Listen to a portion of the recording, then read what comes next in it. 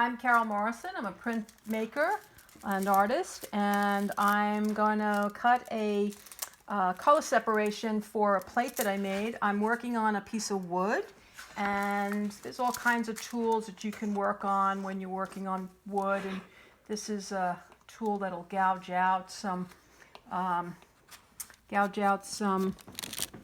little markings, and then you can print those markings. And I have on the other side gouged out a design. And then I went back in, and with Liquitex Professional Gloss Heavy Gel, I mixed that up with carborundum grit, which is metal filings. The lower the grit number, the coarser. And so when I mixed it up, I put it inside all of these little grooves where I had carved out with either an X-Acto blade or with tools that are from my array of tools. And now what I'm about to do is I'm about to cut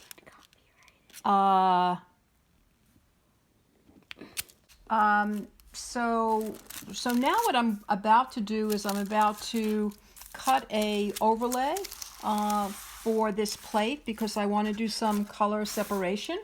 I'm going to just move the carborundum out of the way and the tools that I don't need out of the way.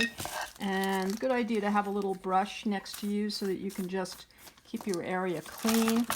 And you can see here that what I've done is I've taken a charcoal tracing just on a little piece of tracing paper of this image that's on the board, and I've just taped it down. And this is a piece of acetate. As it happens, it's 9x12, so I have a 9x12 acetate, and I'm going to take just a plain Sharpie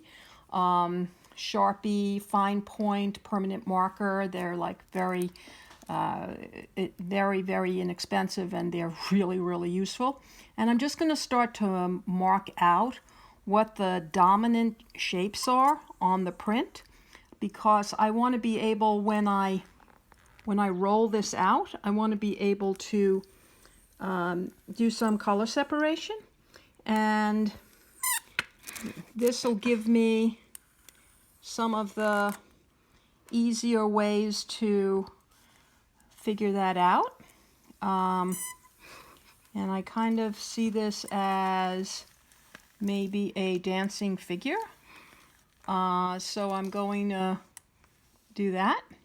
And then I'm going to put that line in here, and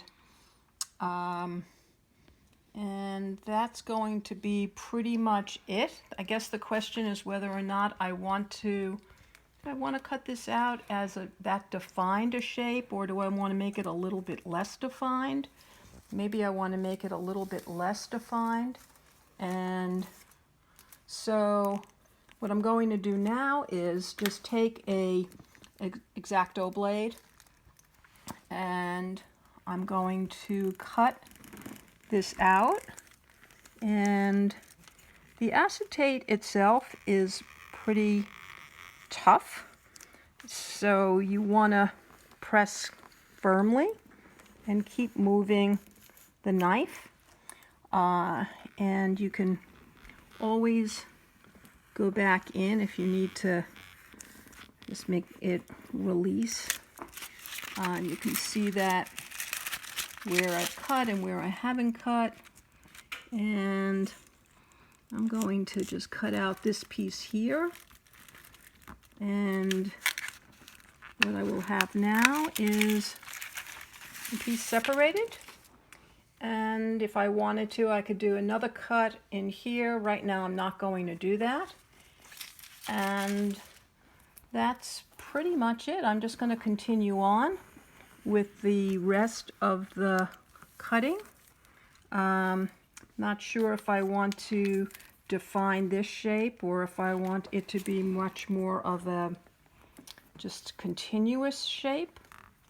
So I might just do that. And I will go back in here with the blade You don't have to cut right on the line. You can cut a little bit inside the line or a little bit outside the line. The thing about printmaking is it can be so easy to be flexible, and so I'm going to just do that and that and that. That's come up. Now I'm going to do it from the other side. And I will bring these with me when I print this plate, and maybe I use them, maybe I won't, but I really like to prepare in advance so that I have what I need when I begin to do my printmaking. And